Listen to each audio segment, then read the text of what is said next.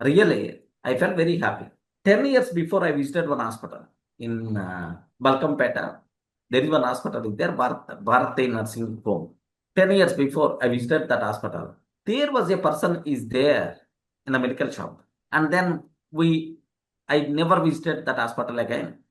But recently, for my kid's sake, I visited that hospital.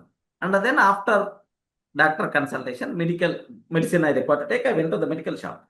After 10 years almost, I remembered, Anna, are you Ramesh right? Are you Ramesh right? Like I use the exact word. The person who is there in the medical shop, are you Ramesh? Yeah, my name is Ramesh only, sir. 10 years before I visited, man. I remembered your name. Wow.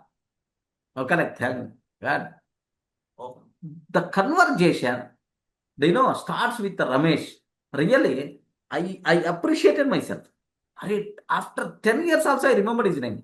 Just only one conversation only. In the 10 years after, directly, straightforward, I remembered his name. Really, I appreciated myself because 10 years before only I read this book, right?